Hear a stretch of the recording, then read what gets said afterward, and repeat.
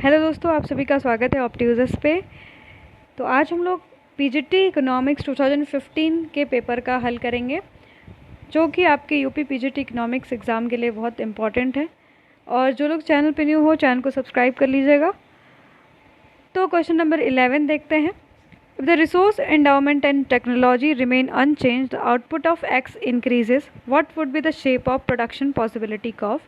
यदि साधनों की मात्रा तथा प्रौद्योगिकी परिवर्तनीय रहे, तब x के उत्पाद में वृद्धि होने पर उत्पादन संभावना वक्र क्या होता है?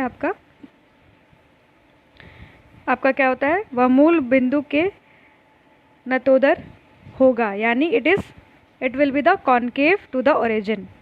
आपका प्रोडक्शन पॉसिबिलिटी कर्व किस तरीके से होता है? इस तरीके से हम लोग देखते हैं, यानी ये क्या होता है? कॉन्केव टू द ओरिजिन होता है। और इसमें क्या होता है? नंबर ऑफ टू गुड्स का जो है कॉम्बिनेशन दिखाया जाता है। मतलब हम एक गुड को कंज्यूम करते हैं तो दूसरे का हम लोग क्या करते हैं? फॉरगॉन करते हैं आपके प्रोडक्शन पॉसिबिलिटी कर्व के अंतर्गत। ठीक है, तो हम लोग नेक्स्ट देख लेते हैं।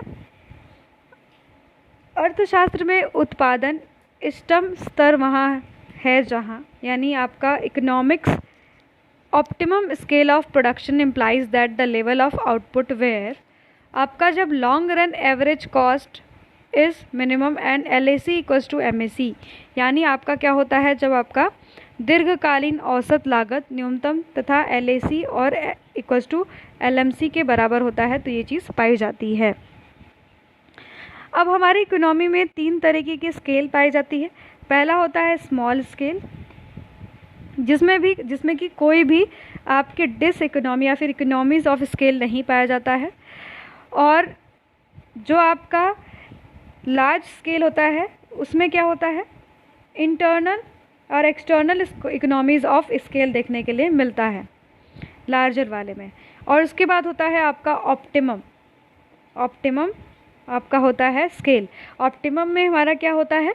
Cost of production per unit जो होता है वो लोअर होता है।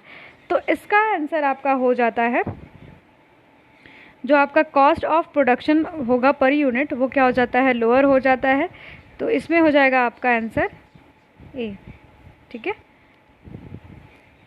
नेक्स्ट देख लेते हैं।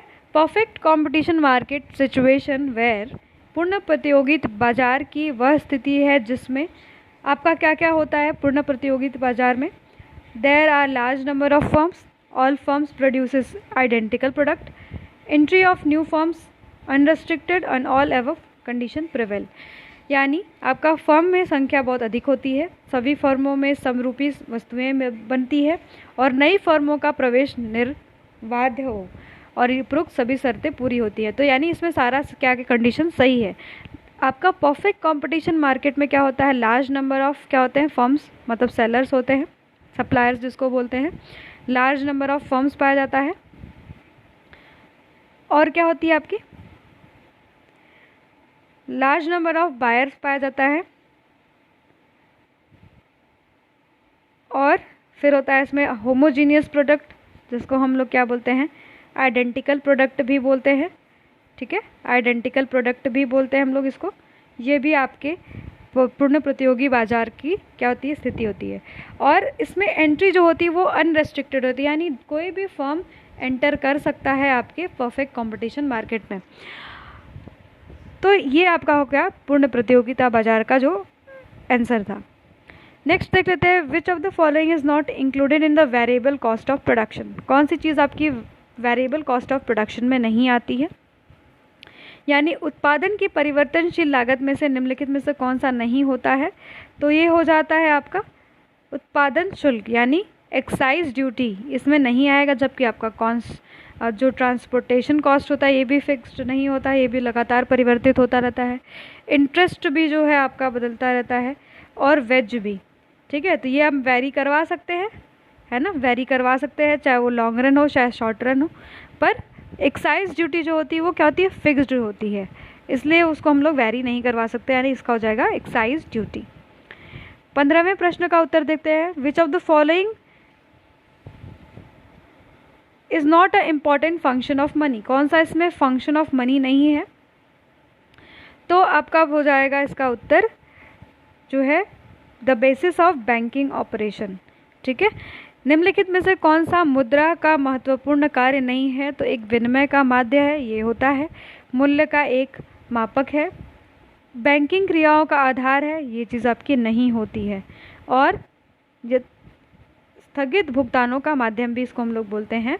ये हमारा क्या हो जाता है? सेकेंडरी क्या होता है? कैरेक्टरिस्टिक होता है आपके मनी का। ठीक है, दो होता है, primary function of money and secondary, and आपका एक होता है क्या? Contingency function of money. तो प्राइमरी जो फंक्शन ऑफ मनी होता है उसमें क्या उसको बोलते हैं हम लोग? Medium of exchange and measure of value. यानी जो प्राइमरी फंक्शन ऑफ मनी होती है उसमें हम लोग क्या आता है?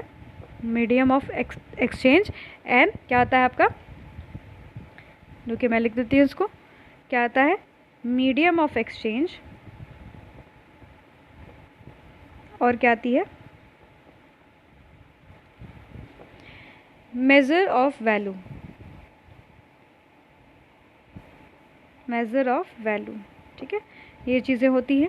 और सेकेंडरी में आपका होता है स्टैंडर्ड और डिफर्ड पेमेंट करा जा सकता है, और स्टोर ऑफ वैल्यू होती है, ट्रांसफ़र वैल्यू होती है। पर कहीं भी इसका बात नहीं किया गया है it is the basis of banking operation, ये चीज़ की बात नहीं की गई है, तो इसलिए हम इसको आंसर करेंगे। ठीक है, व्यावसायिक बैंक कौन सा कार्य नहीं करता है? इसमें आपका हो जाता है which is not a function of commercial bank. तो कंट्रोल ऑफ क्रेडिट जो है वो कौन करता है? आपका सेंट्रल बैंक, यानी हमारे यहाँ सेंट्रल बैंक कौन है? आरबीआई करती है।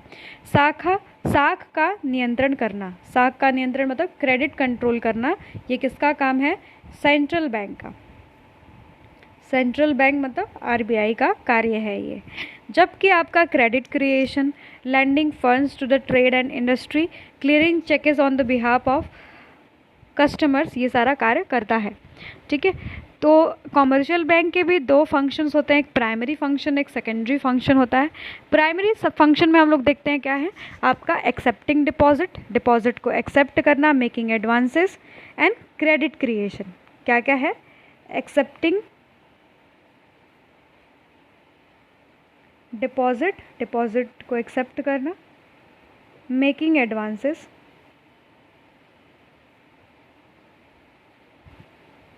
एंड आपका क्या होता है? Credit creation. ठीक है, ये सब चीज़ें आपकी क्या होती है? प्राइमरी। पर अगर सेकेंडरी फंक्शन हम देखें तो क्या होता है? Clearance of cheque and transfer जो होता है पेमेंट कर सकते हैं इसके थ्रू, तो ये सेकेंडरी फंक्शन है। ठीक है, तो इसका उत्तर हो जाता है आपका control of credit. Next question देख लेते हैं।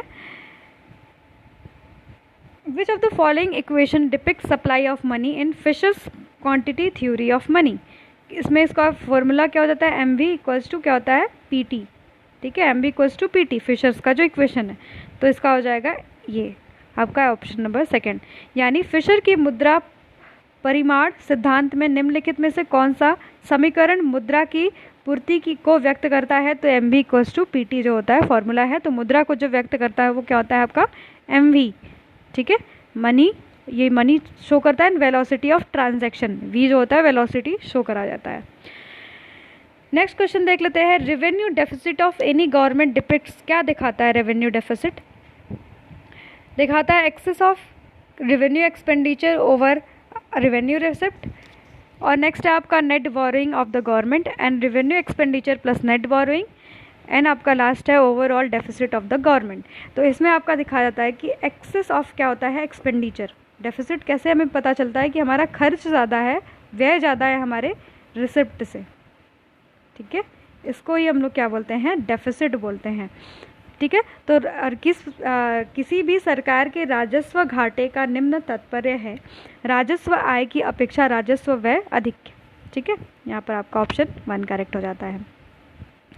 क्वेश्चन नंबर 19 है। Deficit balance of trade in India implies क्या होगा? तो इसमें हम लोग देखेंगे कि हमारा जो constantly our export has been lower than import. यहाँ पर हम लोग देखते हैं कि हमारा जो एक्सपोर्ट है वो लोअर है आपके इम्पोर्ट से। और ठीक है, अब कभी कभी आंसर ये भी शो करा जाता है, तो इसका ज़रा आप लोग आंसर कमेंट सेक्शन में करिएगा कि क्या होता है। मेरे हिसाब से इसका आंसर ये होना चाहिए, यानी अनावरण रूप में हमारे आयात आयातों से कम होता है, तो सॉरी निर्यात जो होता है वो आयात से क्या होता है, कम होता है। हम यानी एक्सपोर्ट कम करते हैं, इम्पोर्ट ज़्यादा करवाते हैं। ये कांस्टेंट है, लगातार मतलब ऐसे ही चल रहा है। पर कहीं ना कहीं ये आंसर जो है कहीं परफेक्ट नहीं लग रहा है मुझे, इसलिए आप लोग कमेंट सेक्शन में आंसर करिएगा इस चीज़ का। नेक्स्ट देख लेते हैं, balance of payment of a country is computed on the basis of. तो इसमें हम लोग क्या देखते हैं, ऑप्शन सेकंड करेक्ट है, merchandise trade, invisible trade and net transaction and capital account, ये सारी चीज़ें आ जाती, यानी वस्तु का व्यापार, अदृश्य व्यापार और पूंजी खाते और शुद्ध बाकी। यानी इसमें हम लोग भुगतान संतुलन का आकलन निम्न प्रकार से किया जाता है, इसी प्रकार से हम लोग करते हैं। ठीक है, नेक्स्ट हम लोग देख लेते हैं, percentage of population below poverty line in India 2011 and 12 के अकॉर्डिंग क्या है आपका, ये आ जाएगा 21.9% प्रतिशत। ठीक है, यानी भारत में 2011 में गरीबी रेखा के नीचे जो कितने प्रतिशत जनता थी, तो 21.9% जनता गरीबी के नीचे थी। Which of the following measure the analysis of the extent of inequality in our country. तो इनइक्वालिटी कौन शो करता है, आपका गिनी कोफिशिएंट, यानी गिनी गुणांक जो है किसी देश में विषमताओं का माप कर लेने हेतु विधि प्रयुक्त की जाती है, ये नहीं, वो होता है आपका गिनी गुणांक। ठीक है, नेक्स्ट हम लोग देख लेते हैं, which sector has given the highest allocation in India's 5-year plan. तो इसमें सबसे ज़्यादा एलोकेशन रहा आपके एग्रीकल्चर एंड रूरल डेवलपमेंट में, यानी कृषि और ग्रामीण विकास में 12वीं पंचवर्षीय योजना में किस सेक्टर में सबसे ज़्यादा सर्वाधिक आवंटन किया गया है, तो आपका इसमें है। ठीक है, नेक्स्ट हम लोग देख लेते हैं, अर्थमेटिक एवरेज में बी डिफाइन एज, इसको किस तरीके से डिफाइन किया जाता है, यानी अंगणितीय माध्य को हम किस निम्न में से ज्ञात किया जाता है, तो sum of total all the data is divided by the number. ठीक है, इससे करते हैं, सभी समंकों में योग में जो संख्या है उसमें उससे भाग देकर करते हैं। ठीक है, और बहुलक वह संख्या है जो क्या बताती है, बार बार प्रस्तुत होती है। ठीक है, ये तो बहुत इजी है। Mode is refers to the score where appears most frequently, सबसे ज़्यादा जो दिखता है वही होता है बहुलक। जैसे मान लीजिए 2 है, 4 है, 4 है, 4 है और 6 है, 8 है, फिर 6 है और फिर 7 है और 6 है, तो सबसे ज़्यादा, और फिर मान लीजिए एक और 8 ले लेते हैं, तो सबसे ज़्यादा कौन सा दिख रहा है आपको, 4 दिखेगा। तो ये हमारा क्या होता है, मोस्ट फ्रिक्वेंटली आ जाता है, इस वजह से ये क्या हो जाता है, बहुलक। ठीक है, नेक्स्ट हमारा है, Slutsky theorem suggest the impact percentage change in demand can be decompose into.